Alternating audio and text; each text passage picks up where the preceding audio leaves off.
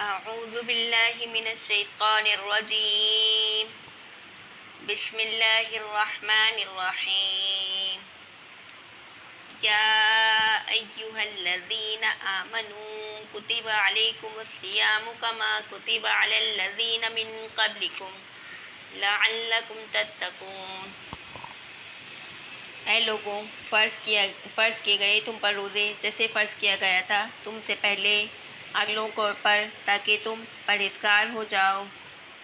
ایاما معدودات فمن كان منكم مريضا أو على سفر فعدة من أيام أخر وعلى الذين يطيقونه فدية طعام مسكين فمن تطوع خيرا فهو خير له وَأَن تَصُومُوا خَيْرٌ لَكُمْ إِن كُنتُمْ تَعْلَمُونَ۔ چند روز ہیں گنتی کے، پھر جو کوئی تم میں سے بیمار ہو یا مسافر تو ان پر ان کی گنتی ہے، اور دنوں سے، اور جن کو طاقت ہے روزے کی ان کے ذمے بدلہ ہے ایک فقیر کا کھانا۔ فمن تطوع، پھر جو کوئی خوشی سے کرے نیکی تو اچھا ہے اس کے واسطے۔ وَأَن تَصُومُوا، اور روزہ رکھو تو بہتر ہے تمہارے لیے اگر تم سمجھ رکھتے ہو۔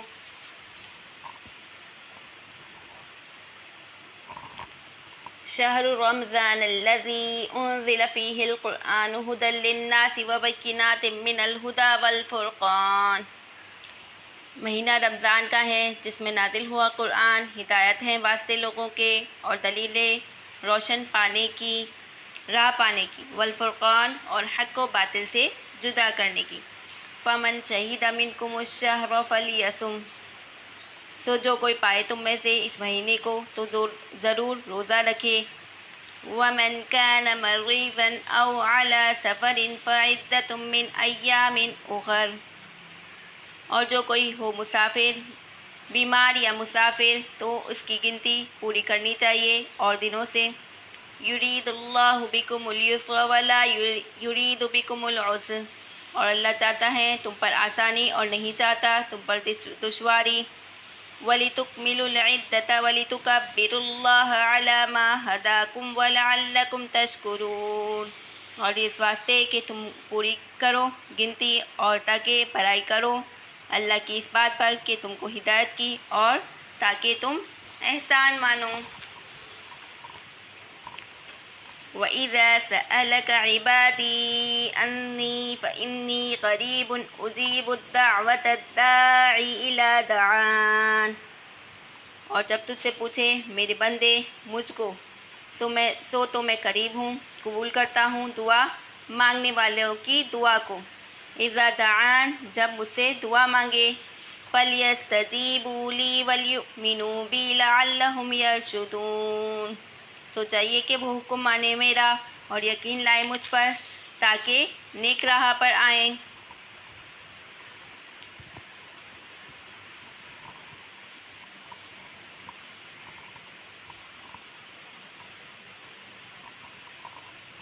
أحل لكم الليلة الصيام الرفث إلى نسائكم هن لباس لكم وأنتم لباس لهن علم الله أنكم كنتم تختانون أنفسكم فتاب الله عليكم وعفى عنكم فالآن باشروهن وابتغوا ما كتب الله لكم وَكُلُوا وَاشْرَبُوا حَتَّى يَتَبَيَّنَ لَكُمُ الْخَيْطُ الْأَبْيَضُ مِنَ الْخَيْطِ الْأَسْوَدِ مِنَ الْفَجْرِ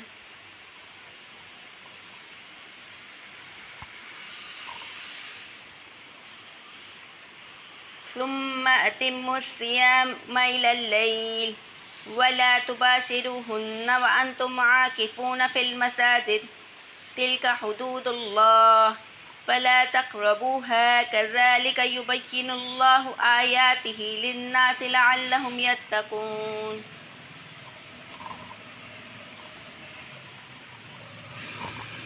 حلال ہوا تم کو روزے کی رات میں بے حجاب ہونا اپنے عورتوں سے، وہ پوشاک ہیں تمہاری اور تم پوشاک ہو ان کی۔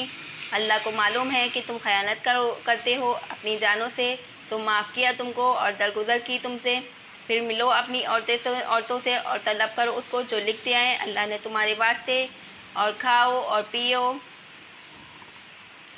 جب تک صاف نظر آئے تم کو دھاڑی صبح کی جدا دھاڑی سیاہ سے، پھر پورا کرو روزے کو رات تک۔ وَلَا تُبَاشِرُوهُنَّ، اور نہ ملو عورتوں سے جب تم اعتکاف کرو مسجدوں میں، یہ حدیں باندھی ہوئی ہیں اللہ کی، سو ان کے نزدیک نہ جاؤ۔ اسی طرح بیان فرماتا ہے اللہ تعالیٰ اپنی آیتیں لوگوں کے واسطے تاکہ وہ بچتے رہیں۔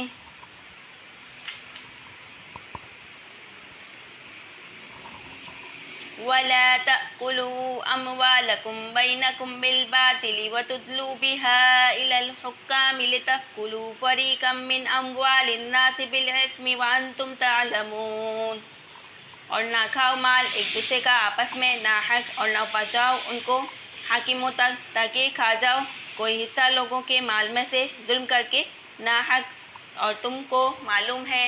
اچھا جی، بات کرتے ہیں اب تفصیل کی۔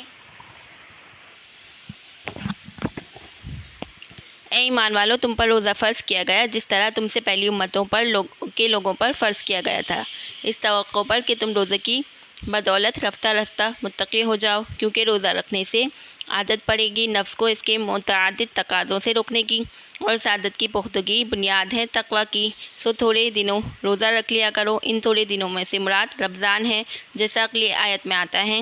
پھر ان دنوں میں اتنی آسانی ہے کہ جو شخص تمہیں ایسا بیمار ہو جس کو روزہ رکھنا مشکل یا مضر ہو، شرعی سفر ہو، تو اس رمضان میں روزہ نہ رکھنے کی اجازت ہے، اور بجائے رمضان کے دوسرے ایام کا اتنا ہی شمار کر کے اس میں روزہ رکھنا اس پر واجب ہے۔ دوسری آسانی جو بعد میں منسوخ ہو گئی یہ کہ جو لوگ روزے کی طاقت رکھتے ہیں اور پھر روزہ رکھنے کا دل نہ چاہے تو ان کے ذمے صرف روزے کا فدیہ ہے کہ وہ ایک غریب کا کھانا کھلا دیں، اور جو شخص خوشی سے خیرات کرے زیادہ فدیہ دے تو یہ اس کے لیے اور بہتر ہے۔ گو ہم نے آسانی کی حالتوں میں روزہ نہ رکھنے کی اجازت دی ہے، لیکن تمہارا روزہ رکھنا اس حال میں بہتر ہے اگر تم روزے کی فضیلت کی خبر رکھتے ہو۔ معارف کی بات کرتے ہیں۔ صوم کی لفظی معنی ہے امساک، یعنی روکنے اور بچنے کے ہیں۔ اصلاح شرع میں کھانے پینے، عورت سے مباشرت کرنے سے رکنے اور باز رہنے کا نام صوم ہے، بشرطیے کہ طلوع صبح صادق سے لے کر غروب آفتاب تک مسلسل رکا ہی رہے، اور نیت روزے کی بھی ہو، اس لیے کہ اگر غروب آفتاب سے 1 منٹ پہلے بھی کچھ کھا پی لیا تو روزہ نہیں ہوا۔ اسی طرح اگر ان تمام چیزوں سے پرہیز کرے تو پوری احتیاط سے کیا مگر نیت روزے کی نہیں تو بھی روزہ نہ ہوا۔ صوم کو اسلام کی عمود اور شعار قرار دیا، اس کے فضائل بے شمار ہیں۔ پچھلی امتوں میں روزہ رکھنے کا حکم، روزے کی فرضیت کا حکم مسلمانوں کو ایک خاص مثال سے حکم دیا گیا۔ حکم کے ساتھ یہ بھی فرما دیا کہ روزے فرضیت کے تمہارے ساتھ کچھ خاص نہیں، پچھلی امتوں پر بھی روزے فرض کیے گئے تھے۔ اس سے روزے کی خاص اہمیت بھی معلوم ہوئی اور مسلمانوں کی دل جوئی کا انتظام بھی کیا گیا۔ روزہ اگرچہ مشقت کی چیز ہے مگر یہ مشقت تم سے پہلے لوگ بھی اٹھاتے آئے ہیں، طبعی طور پر مشقت میں بہت سے لوگ مبتلا ہوں تو وہ ہلکی معلوم ہونے لگتی ہے۔ قرآن کریم کے الفاظ الذین من قبلکم عام ہے، آدم علیہ السلام سے لے کر خاتم الانبیاء صلی اللہ علیہ وسلم تک تمام شریعتوں اور امتوں کو شامل ہیں۔ معلوم ہوا جس طرح نماز کی عبادت سے کوئی شریعت اور امت خالی نہیں، اسی طرح روزہ بھی ہر شریعت میں فرض رہا۔ جن حضرات نے فرمایا ہے من قبلکم سے اس جگہ نصارہ مراد ہیں، وہ بطور ایک مثال کے ہیں، دوسری امتوں کی نفی نہیں ہوتی۔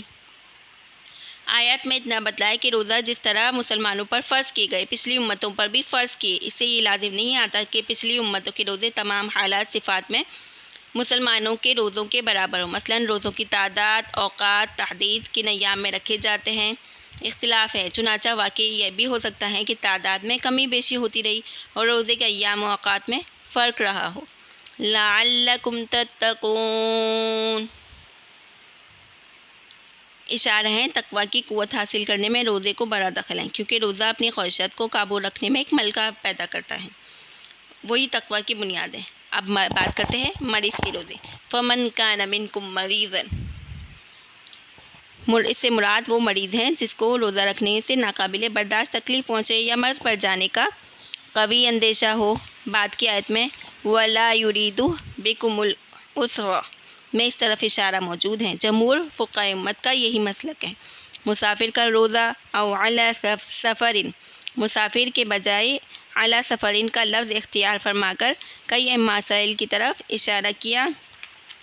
او علی سفرین کا مفہوم یہ ہے کہ وہ سفر پر سوار ہو جس سے سمجھا جاتا ہے کہ گھر پہنچنے سے 5 میل چلے جانا مراد نہیں، بلکہ تحدید سفر کتنا طویل ہے قرآن کے الفاظ میں مذکور نہیں.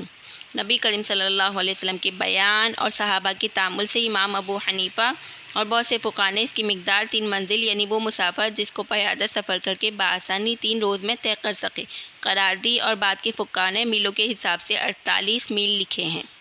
دوسرا مسئلہ اعلیٰ سفرین سے نکلا کہ وطن سے نکل جانے والے مسافر اس وقت تک رخصت سفر کا مستحق ہے جب تک سفر کا سلسلہ جاری رہے، اور یہ ظاہر ہے کہ آرام کرنے یا کچھ کام کرنے کے لیے کسی جگہ ٹھہرنا مطلقاً سفر کو ختم نہیں کر دیتا جب تک کوئی معتد بمقدار قیام نہ ہوا.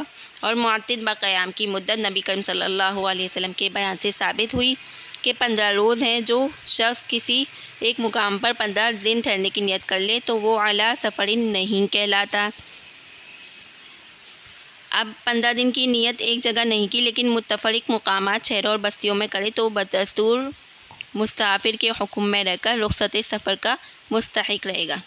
روزے کی قضا فعدۃ من ایام اخر یعنی مریض و مسافر کو اپنے فوت شدہ روزوں کی گنتی کے مطابق دوسرے دنوں میں روزے رکھنا واجب ہے. اس میں بتلانا منظور ہے کہ مریض سفر مجبوری میں جو روزے چھوڑے گا اس کی قضا لوگوں پر واجب ہے. اس کے لیے فعلیہ القضاء کا مختصر جملہ کافی ہے، مگر اس کے بجائے فعدۃ من ایام اخر اشارہ فرمایا کہ مریض و مسافر پر فوت شدہ روزوں کی قضا صرف اس وقت میں واجب ہوگی اس صورت میں جبکہ مریض صحت کے بعد اور مسافر مقیم ہونے کے بعد اتنی دنوں کی مہلت پائے جنہیں قضا کر سکے. اگر کوئی شخص اتنے دن پہلے مر گیا تو اس پر قضا یا وصیت فدیہ لازم نہیں. مسئلہ عدۃ من ایام اخر میں چونکہ قید نہیں کہ ترتیب وار رکھی یا غیر مسلسل، بلکہ اختیار ہے کہ اگر کوئی شخص جس کے رمضان کے ابتدائی 10 روزے قضا ہو گئے یا 10ویں یا 9ویں روزے کی قضا پہلے کرے اور ابتدائی روزوں کی قضا بعد میں تو اس میں مذائقہ نہیں.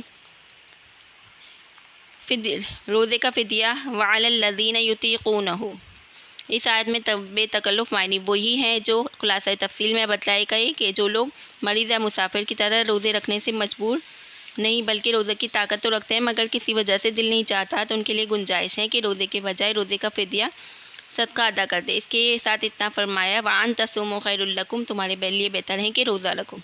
یہ حکم شروع اسلام میں تھا جب لوگوں کو روزے کا خوگر کرنا مقصود تھا. اس کے بعد آیت آنے والی ہے من شہیدہ منکم الشہر فلیصم، اس سے حکم عام لوگوں کے حق میں منسوخ کر دیا گیا. صرف ایسے لوگوں کے حق میں باجماع امت باقی رہ گئے جو بہت بوڑھے ہیں یا ایسے بیمار کہ اب صحت کی امید نہیں.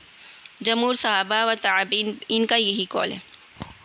صحیح بخاری، مسلم، ابو داؤد، نسائی، ترمذی، طبرانی وغیرہ تمام ائمہ حدیث نے حضرت سلمہ بنت اکوع رضی اللہ عنہ سے نقل کیا کہ جب یہ آیت وَعَلَى الَّذِينَ يُطِيقُونَهُ نازل ہوئی تو ہمیں اختیار دیا گیا کہ جس کا جی چاہے روزے رکھے اور ہر روزے کا فدیہ دے دے. پھر دوسری آیت فمن شہیدہ منکم الشہر فلیصم نازل ہوئی تو اختیار ختم ہو کر طاقت رکھنے والوں پر صرف روزہ رکھنا لازم ہو گیا.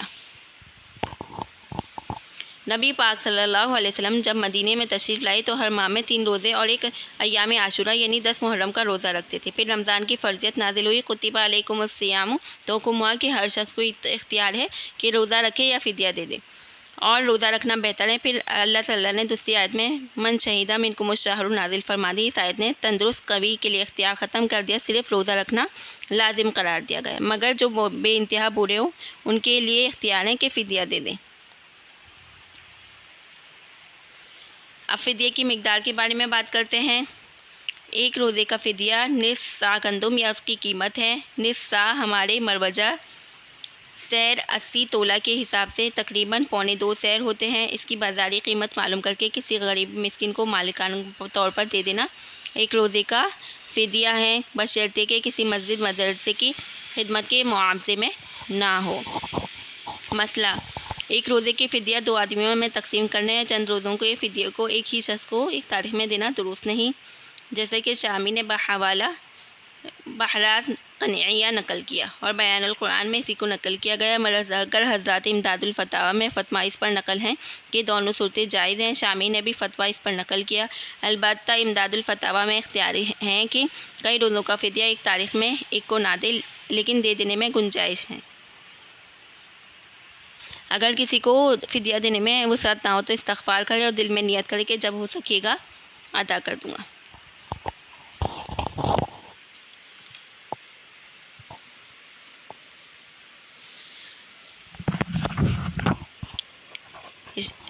مہینہ رمضان کا ہے جس میں نازل ہوا قرآن ہدایت ہے لوگوں کے واسطے اور دلیل روشن راہ پانے کی اور حق و باطل کو جدا کرنے کی۔ سو جو کوئی تم میں پائے مہینے کو تو ضرور روزہ رکھے اس کے اور جو کوئی بیمار مسافر ہو تو اس کی گنتی پوری کرے، اور دنوں سے اللہ چاہتا ہے تم پر آسانی اور نہیں چاہتا دشواری، اس واسطے کہ تم پوری گنتی کرو اور تاکہ تم بڑائی کرو اللہ کی، اور اس بات کی کہ تم کو ہدایت کی، اور تاکہ تم احسان مانو۔ اس میں بات کرتے ہیں خلاصہ تفسیر میں۔ ربط آیات ارشاد ہوا تھوڑے دنوں روزہ رکھ لیا کرو، آگے تو ان تھوڑے دنوں کا بیان ہے۔ وہ تھوڑے ایام جن میں روزے کا حکم ہے وہ رمضان ہے، جس میں ایسی برکت ہے کہ اس کے ایک خاص حصے میں شب قدر ہے۔ قرآن مجید لوح محفوظ سے آسمان دنیا پر بھیجا گیا، جس کا ایک وصف یہ ہے کہ اللہ نے اس کے ذریعے لوگوں کو ہدایت دی، اور دوسرا وصف یہ ہے کہ ہدایت کے بتلانے کے طریقے اس کا جز واضح دلائل اور اس کے ان دونوں صفوں میں کتاب سماویہ کی ہیں جو کہ ان 2 صفتوں میں موصوف ہیں، یعنی ذریعہ ہدایت بھی اور وضوح دلالت کی وجہ سے حق و باطل کے درمیان فیصلہ کرنے والی بھی ہیں۔ سو جو شخص اس ماہ میں موجود ہو چاہیے کہ روزہ رکھے، اور وہ فدیے کی اجازت جو اوپر منسوخ و موقوف ہوئی مسافر اور مریض کے لیے اوپر قانون تھا، البتہ اب بھی اسی طرح باقی ہے۔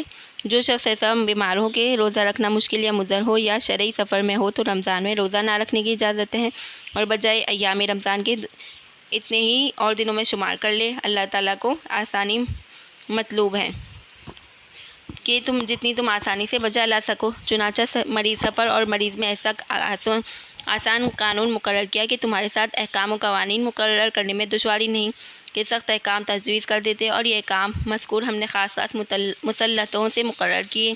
چنانچہ اولاً روزہ رکھنے اور کسی شرعی عذر سے رہ جائے تو دوسرے ایام میں قضا کرنے کا حکم تو اس لیے تاکہ تم لوگوں کو ایام و قضا کی شمار کی تکمیل کر لو، اور تاکہ ثواب میں کمی نہ رہے، اور خود قضا کرنے کا حکم اس لیے تاکہ لوگ اللہ تعالیٰ کی بزرگی اور ثنا بیان کریں، اور تم ایک دوسرے کو ایسا طریقہ بتلا دیا جس سے تم برکات اور ثمرات سے صیام میں محروم نہ رہو، ورنہ اگر قضا واجب نہ ہوتی تو کتنے روزے رکھ کر ثواب حاصل کر لیتا۔ اور اظہر سے کوئی خاص رمضان میں روزہ نہ رکھنے کی اجازت اس لیے دی تاکہ تم لوگ اس نعمت آسانی پر اللہ کا شکر کیا کرو، اگر یہ اجازت نہ ہوتی تو سخت مشقت ہوتی۔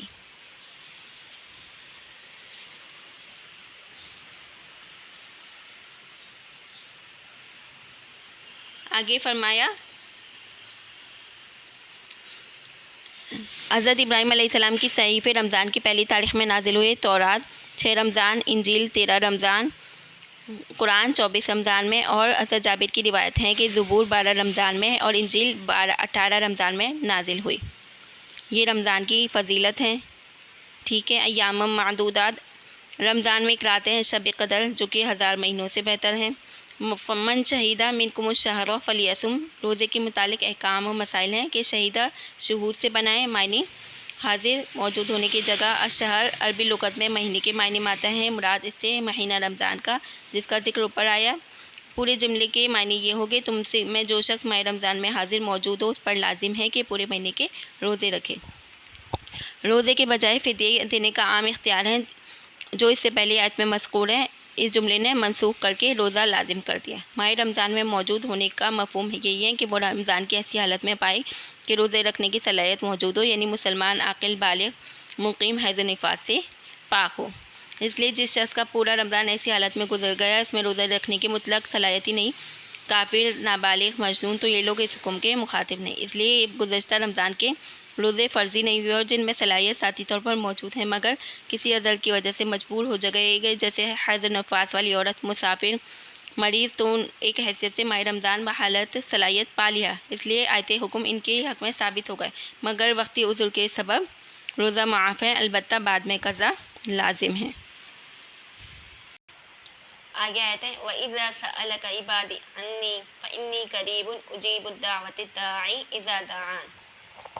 اور جب مجھ سے پوچھے میرے بندے مجھ کو تو میں تو قریب ہوں، قبول کرتا ہوں دعا مانگنے والے کی دعا کو۔ جب مجھ سے مانگے فَلْيَسْتَجِیبُوا، چاہیے کہ وہ حکم مانے میرا اور یقین لائے مجھ پر تاکہ نیک راہ پائیں۔ پچھلی آیتوں میں رمضان اور روزے کے احکام اور فضائل کا ذکر ہے، اس کے بعد ایک طویل آیت میں روزہ اعتکاف کے احکام کی تفصیل ہے۔ درمیان کی اس مختصر آیت میں بندوں کے حال پر اللہ تعالیٰ کی عنایت خاص اور اس کی دعا سننے اور قبول ہونے کا ذکر فرما کر اطاعت احکام کی ترغیب دی گئی، کیونکہ روزے کی عبادت میں رخصتوں اور سہولتوں کے باوجود کسی قدر مشقت ہے۔ اس کو سہل کرنے کے لیے اپنی مخصوص عنایت کا ذکر فرمایا کہ میں اپنے بندوں سے قریب ہوں، جب وہ مجھ سے مانگتے ہیں ان کی دعائیں قبول کرتا ہوں، ان کی حاجات کو پورا کرتا ہوں۔ ان حالات میں بندے کو چاہیے کہ میرے احکام کی تعمیل میں کچھ مشقت ہو تو برداشت کریں۔ امام ابن کثیر نے درمیانی جملہ ترغیب دعا کی حکمت یہ بتائی، آیت میں اشارہ ہے کہ روزے کے بعد دعا قبول ہوتی ہے، اس لیے دعا کا خاص اہتمام کرنا چاہیے۔ نبی کریم صلی اللہ علیہ وسلم نے فرمایا لِلصَّائِمِ عِندَ فِطْرِهِ دعوۃ مستجابۃ، یعنی روزہ افطار کرتے وقت روزہ دار کی دعا مقبول ہے۔ حضرت عبداللہ ابن عمر رضی اللہ تعالیٰ عنہ افطار کے وقت سب گھر والوں کو جمع کر کے دعا کیا کرتے تھے۔ آیت کی تفسیر یہ ہے محمد صلی اللہ علیہ وسلم آپ سے میرے بندے میرے متعلق دریافت کریں، میں ان سے قریب ہوں یا دور، تو میری طرف سے ان سے فرما دیجیے کہ میں قریب ہوں اور بالاستثناء نامناسب درخواست کے منظور کرا لیتا ہوں ہر غرض درخواست کرنے والے کی، کہ جب وہ مجھ سے درخواست کرے اس کی عرض کو منظور کر لیتا ہوں۔ چاہیے کہ میرے احکام کی کو قبول کریں، اور احکام میں کوئی حکم نامناسب نہیں، اس لیے اس میں استثناء ممکن نہیں، اور مجھ پر یقین رکھیں اور میری ہستی میں میرے احکام میں میرے حکیم ہونے پر اور رعایت و مصالحت میں امید ہے کہ وہ لوگ رشد و فلاح کو حاصل کر سکیں۔ اس آیت میں انی قریب فرمائے کہ دعا آہستہ اور خفیہ کرنی چاہیے۔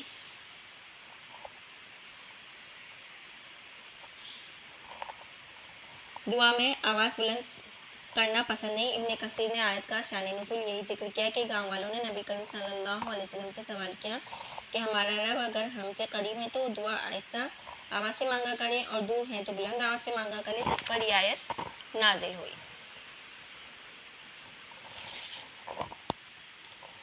اُحِلَّ لَكُمُ اللَّيْلَةُ الصِّيَامِ الرَّفَثُ إِلَىٰ نِسَائِكُمْ، اس میں حلال ہوا تم پر روزوں کی حالت میں بے حجاب ہونا اپنی عورتوں سے، وہ پوشاک ہے تمہاری اور تم پوشاک ہو ان کی، اللہ کو معلوم ہے کہ تم خیانت کرتے ہو اپنی جانوں سے، سو معاف کیا تم کو اور درگزر کی تم سے، پھر ملو اپنی عورتوں سے اور طلب کرو ان کو جو لکھ دیا ہے اللہ نے تمہارے لیے، اور کھاؤ اور پیو جب تک صاف نظر آ جائے تم کو دھاڑی صبح کی جدا دھاڑی سیاہ سے، پھر پورا کرو روزے کو رات تک، اور نہ ملو عورتوں سے جب تم اعتکاف کرو، اور مسجدوں میں یہ باندھی ہوئی ہے ہدیہ اللہ کی، سو ان کے نزدیک نہ جاؤ۔ اس طرح بیان فرماتا ہے اللہ تعالیٰ اپنی آیتیں لوگوں کے واسطے تاکہ وہ بچتے رہیں۔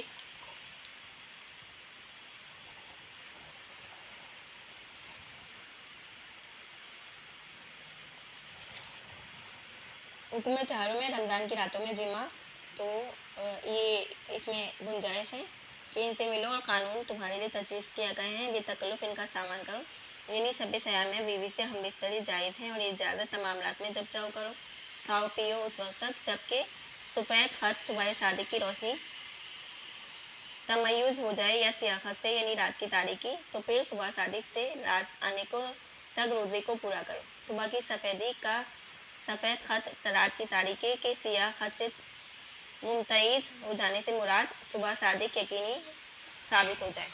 حکم پنجم ہے اعتکاف، اپنی بیویوں کے بدن سے اپنا بدن بھی شہوت کے ساتھ مت ملنے دو جس زمانے میں تم اعتکاف میں مسجدوں میں ہو۔ یہ کام مذکورہ خداوندی ضابطے ہیں، سو ان ضابطوں میں سے نہ نکلیں اور اللہ کے احکام بیان کیے۔ اسی طرح اللہ تعالیٰ اپنے احکام لوگوں کی اصلاح کے واسطے بیان کرتا ہے تاکہ وہ احکام پر مطلع ہوں اور ان احکام کی خلاف ورزی سے پرہیز کریں۔ اُحِلَّ لَكُمْ سے مراد وہ چیزیں جن اس آیت کے ذریعے حلال کی گئی جو اس سے پہلے حرام تھی۔ صحیح بخاری وغیرہ میں بروایت برا بن عازب مذکور ہے کہ ابتدا میں جب رمضان کے روزے فرض ہوئے تو افطار کے بعد کھانے پینے اور بیویوں کے ساتھ اختلاط کی صرف اس وقت تک اجازت تھی جب تک سو نہ جائے، سو جانے کے بعد سب چیزیں حرام ہو جاتی تھی۔ صحابہ اکرام کو ان میں مشکل پیش آتی تو قیس بن سرما انصاری دن بھر مزدوری کر کے افطار کے وقت گھر پہنچے تو گھر میں کھانے کے وقت کچھ نہ تھا۔ بیوی نے کہا کہ میں کہیں سے انتظام کر کے لاتی ہوں۔ جب وہ واپس آئے تو دن بھر کی تکان کی وجہ سے ان کی آنکھ لگ گئی۔ بیدار ہوئے تو کھانا حرام ہو چکا تھا۔ اگلے دن اسی طرح روزہ رکھا، دوپہر کو ذوق سے بے ہوش ہو گئے۔ بعض صحابہ نے سونے کے بعد اپنی بیویوں کے ساتھ اختلاط میں مبتلا ہو کر پریشان ہوئے۔ ان واقعات کے بعد یہ آیت نازل ہوئی جن میں پہلا حکم منسوخ ہو کر کے غروب آفتاب کے بعد طلوع صبح صادق تک پوری رات میں کھانے پینے اور منہ معاشرت کی اجازت دی گئی، اگرچہ سو کر اٹھنے کے بعد ہو یا بلکہ سو کر اٹھنے کے بعد آخر شب میں سحری کرنا سنت قرار دیا گیا ہے۔ رفث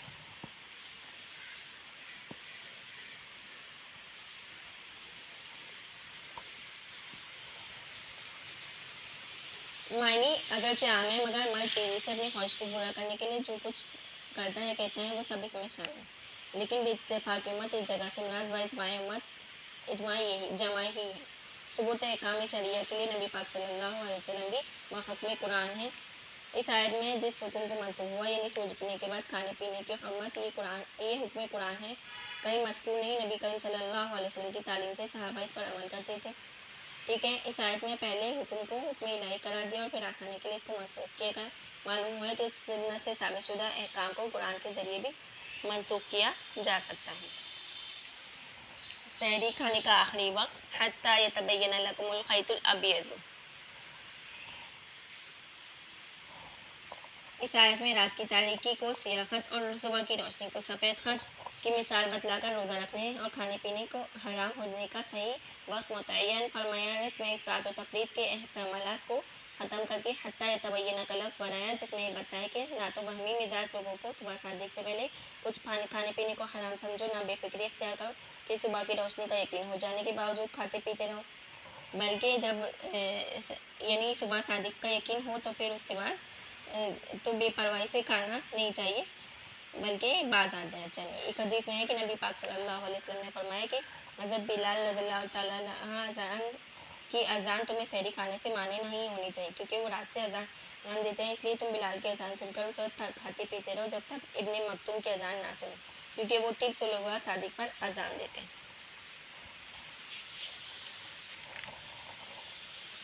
اعتکاف اور اس کے مسائل۔ اعتکاف کے معنی کسی جگہ ٹھہرنے کے، اصلاح قرآن و سنت میں کسی خاص شرح کے ساتھ جگہ میں ٹھہرنے اور قیام کرنے کا نام اعتکاف ہے۔ لفظ فی المساجد کے عموم سے ثابت ہوا کہ اعتکاف ہر مسجد میں ہو سکتا ہے۔ حضرات فقہاء نے شرط بیان کی ہے کہ اعتکاف صرف اس مسجد میں ہو سکتا ہے جس میں باجماعت ہوتی ہے، غیر آباد مسجد میں جماعت نہ ہوتی ہو تو اس میں اعتکاف درست نہیں۔ یہ شرط در حقیقت مسجد کے مفہوم میں مستفاد ہے، کیونکہ مسجد بنانے کا اصل مقصد جماعت کی نماز ہے اور تنہا نماز تو ہر جگہ دور مکان میں بھی ہو سکتی ہے۔ روزے کے معاملے میں حدود۔ تلک حدود اللہ فلا تقربوها فرما کر ارشاد فرمایا کہ روزے میں کھانے پینے مباشرت کی ممانعت یہ اللہ کی حدود ہے، اس کے قریب مت جاؤ کیونکہ قریب جانے سے ہاتھ چکنے کا احتمال ہے، اس لیے روزے کی حالت میں کلی کرنے میں مبالغہ کرنا مکروہ ہے جس سے پانی اندر جانے کا خطرہ ہو۔ منہ کے اندر کوئی دوا استعمال کرنا مکروہ ہے، بیوی سے بوس و کنار مکروہ ہے۔ سحری کھانے میں احتیاط، وقت ختم ہونے سے 2-4 منٹ پہلے ختم کرنا اور افطار میں 2-3 منٹ مؤخر کرنا بہتر ہے، اس لیے بے پرواہی اور سہل انگاری ارشاد خداوندی کے خلاف ہیں۔ آگے آیت میں فرمایا اور نہ کھاؤ ایک دوسرے کا مال آپس میں ناحق اور نہ پہنچاؤ ان کو حاکموں تک کہ کھا جاؤ کوئی حصہ لوگوں کے مال سے ظلم کر کے ناحق، اور تم کو معلوم ہے۔ ربط آیت اور خلاصہ تفسیر۔ پچھلی آیتوں میں روزے کے احکام مذکور تھے جس میں حلال چیزوں کے استعمال کو ایک معین زمانے میں اور معین وقت میں حرام کیا گیا۔ اس کے بعد مال حرام حاصل کرنے کی اور اس کے استعمال کی ممانعت اس مناسبت سے ذکر کی گئی کہ عبادت صوم کا اصل منشا یہ ہے کہ انسان کچھ عرصے حلال چیزوں سے بھی خود صبر کا خوگر ہو جائے تو حرام چیزوں سے بچنا آسان ہو جاتا ہے۔ نیز مناسب ہے کہ جب روزہ ختم ہو کر افطار کے لیے مال حلال مہیا ہو جائے تو جس نے دن بھر روزہ رکھا شام کو مال حلال سے افطار کیا تو اللہ کے نزدیک مال حرام سے اگر افطار کیا تو اللہ کے نزدیک معتبر نہیں۔ اس آیت میں حرام مال سے بچنا چھٹا حکم ہے۔ آپس میں ایک دوسرے کی مال ناحق مت کھاؤ، جھوٹے مقدمے کے ذریعے، یہ ظلم ہے۔ معارف کی بات کرتے ہیں۔ ٹھیک ہے. سورہ بقرہ کی آیت 168 میں ہے کہ حلال طریقے پر استعمال کرنے اور حرام اور استعمال کرنے کی اجازت کا بیان ہوا اس میں، جس میں ارشاد ہے یا ایھا الذین کلوا مما فی الارض حلالا طیبا ولا تتبعوا خطوات الشیطان انہ لکم عدو مبین. یعنی اے لوگوں، کھانے کی چیزوں میں سے جو چیزیں حلال اور ستھری ہیں اور شیطان کے قدم پر نہ چلو، وہ تمہارا کھلا دشمن ہے. سورہ نحل کی آیت میں ہے کلوا مما رزقکم اللہ حلالا طیبا ولا تتبعوا حلالا طیبا واشکروا نعمت اللہ ان کنتم ایاہ تعبدون. یعنی کھاؤ جو وہ روزی جو اللہ نے حلال اور پاک دی، اور شکر کرو اللہ کے احسان کا، اور اگر تم اسی کی عبادت کرتے ہو. کسب حلال کے اچھے اور برے ذرائع اور اچھائی کا معیار جس طرح مال کی انسان کی ضرورت ہے اس پر اتفاق ہے کہ مال حاصل کرنے کے ذرائع ہیں. مثلاً کچھ ذرائع جائز ہیں اور کچھ ناپسندیدہ اور ممنوع. مثلاً چوری، ڈاکہ، فریب. ساری دنیا برا سمجھتے ہیں، ان ذرائع کو ناجائز سمجھتے ہیں. تو جو ناجائز ذرائع وہی حرام ذرائع، اور جو جائز ذرائع ہیں وہ حلال ذرائع. آیت کا حال نزول کا یہ واقعہ ہے کہ صحابہ اکرام میں دو صحابیوں کا آپس میں ایک جھگڑا ہوا. مقدمہ نبی کریم صلی اللہ علیہ وسلم کی عدالت میں پیش ہوا اور مدعا کے پاس گواہ نہ تھے. نبی کریم صلی اللہ علیہ وسلم نے شرعی ضابطے کے مطابق مدعا کو حلف لینے کا حکم دیا اور وہ حلف پر آمد ہو گئے. اس وقت نبی پاک صلی اللہ علیہ وسلم نے بطور نصیحت ان کو یہ آیت سنائی ان الذین یشترون بعہد اللہ وایمانہم ثمنا قلیلا، جس میں قسم کھا کر مال حاصل کرنے پر وعید مذکور ہے. صحابی نے جب یہ آیت سنی تو قسم کھانے کو ترک کیا اور زمین مدعا کے حوالے کر دی. یہ آیت نازل ہوئی جس میں ناجائز طریق پر کسی کا مال کھانے حاصل کرنے کو حرام ہے کیا، اور آخر میں مقدمہ جھوٹا بنانے اور جھوٹی قسم کھانے اور جھوٹی شہادت دینے اور دلوانے کی سخت ممانعت ہے جس پر وعید آئی ہے. ارشاد ہے وَتُدْلُوا بِهَا إِلَى الْحُكَّامِ لِتَأْكُلُوا فَرِيقًا مِّنْ أَمْوَالِ النَّاسِ بِالْإِثْمِ وَأَنْتُمْ تَعْلَمُونَ. یعنی نہ لے جاؤ اموال کے مقدمات حکام تک تاکہ اس کے ذریعے تم لوگوں کے اموال کا کوئی حصہ کھا جاؤ بطریقِ گناہ، جب کہ تم جانتے بھی ہو کہ اس میں تمہارا کوئی حق نہیں. تم جھوٹا مقدمہ بنا رہے ہو. وَأَنْتُمْ تَعْلَمُونَ، معلوم بھی ہے اس شخص کو کہ وہ جھوٹا ہے اور اس کے باوجود مقدمہ بنائے تو اس پر گناہ ہے.